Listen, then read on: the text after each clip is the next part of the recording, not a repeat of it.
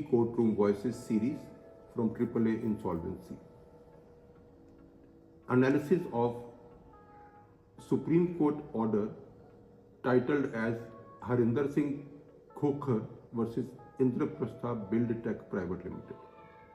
In this case, it is regarding the insolvency of Anjani Realtors Private Limited. This company was admitted to CIRP in January 2022 and it was stayed by the, of course, it was an application under Section 9 from an operational creditor who was claiming almost a debt of about 11 crore, and therefore this judgment, in fact the company Anjani Realtors Private Limited was ordered for CIRP. Insolvency started in January 22. Immediately, I think the process of settlement started between the operational creditor having a claim of about 11 crores, and the matter was first stayed by NCLT and then again it was stayed by NCLAT. So now the stay was granted by NCLAT, the appellate authority, pertaining to the constitution of the COC by order dated 7th of February 2022, and so the process continued. Now this case, Harinder Singh Khokhar versus Indraprastha Build Tech Private Limited, the Supreme Court has finally approved a joint application for a compromise settlement between Anjani Realtors Private Limited, the corporate debtor, and Indraprastha Build Tech Private Limited. It has taken 2 years. Total claim was about 11 crores. For 2 years, this matter was stayed before NCLT, and finally, even the decision of NCLAT was also dismissed. The appeal before NCLAT was also dismissed, but in this case, finally, the Supreme Court acknowledged settlement. The Supreme Court finally recognized the settlement between Harinder Singh Khokhar, the director of Anjani Realtors, and Indraprastha Build Tech Private Limited. It was also directed that the resolution professional who has worked for these 2 years, because see, the insolvency started in 22 and final decision came in 24. In fact, 2 years. It was about 26 months of work that Harinder Singh Khokhar, he got a fee of rupees 5 lakhs of rupees, and finally the Supreme Court ordered that this would be given. The Supreme Court finally ordered the closure of the CIRP, to my understanding, after about 25 months.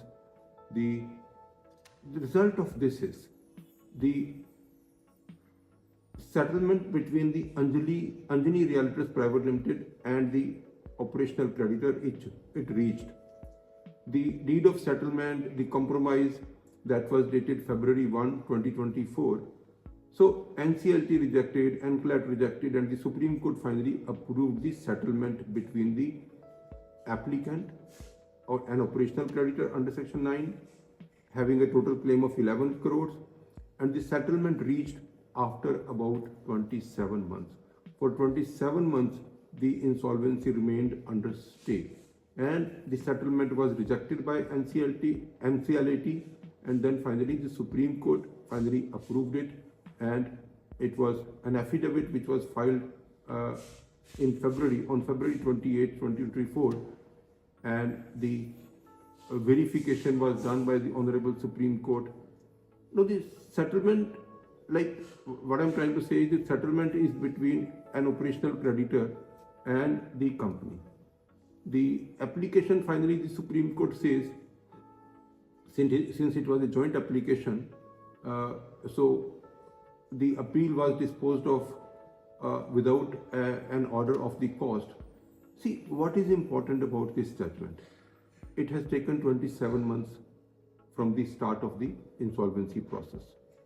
The resolution professional, Piyush Mona, could get some 7-8 lakhs of rupees because of all these efforts that he's done for about 27 months.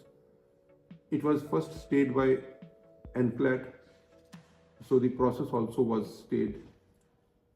The total settlement out of a claim of 11 crore, that settlement happened, I think it was not a very, it happened close to that 11 crore only. Now, what exactly we can conclude from this kind of judgment from Supreme Court, that the resolution process was closed, the settlement was approved after 27 months of the commencement of the CIRP.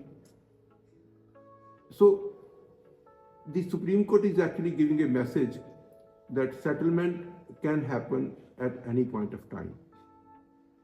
In the meantime, the process was stayed. The resolution professional who worked for about 27 months, he actually could get a very small amount of fee, which is about 8 lakhs of rupees for all these 2.5 years. What exactly is the message of this judgment? One, that the stay for more than 2 years in the insolvency process, that actually is not good for the corporate debtor. It is not good for the applicant. So what we are trying to highlight in this case is the 27 months of insolvency where the RP is appointed and there are many litigations before NCLT, litigation before NCLAT, litigation before Supreme Court, and the fee of the RP is only something about 8 lakhs that has been finalized. Now, the proceedings that actually have gone, the committee of creditors, they all approved. So, but the most important part here is that even after about 2 years, there was no further claim. The claim was only from this creditor who filed this insolvency. So probably this reason is important, that the committee of creditors were also not impacted, because the committee of creditors is also somehow consisting the applicant only.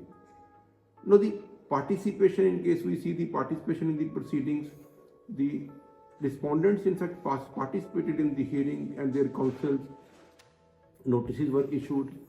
The judgment in fact involves the procedural aspects under the Civil Procedure Code and the Supreme Court rules, focusing on the issuance of notices and affidavit submissions, other sections or the provisions relied in this case, the note. So the order does not explicitly cite any judgment, but it just follows the standard procedural rules. So what we are in fact trying to say in this case, that after 27 months of starting of the insolvency, the Harinder Singh Kochar versus Indraprastha Buildtech Private Limited case, it finally closed and the matter is resolved. The insolvency is dropped. What we are trying to find in this case is that the Supreme Court has ended a 27 months old insolvency. For all this period, for all these 27 months, a lot of litigation started, and finally this company has now gone back to the promoters. So what we are trying to learn from this kind of case is that after 27 months of working, in each court hearing, it will be important that RP's presence. RP has fought, also represented before various authorities. The stay was granted on the process by NCLT and NCLAT. However, finally, the insolvency process is closed and a total fee of the RP is about 8 lakhs of rupees. I think this is something that we all need to ponder upon, that insolvency professionals are not really paid for in such a case, in such manner, which actually continued for 27 months. Thank you.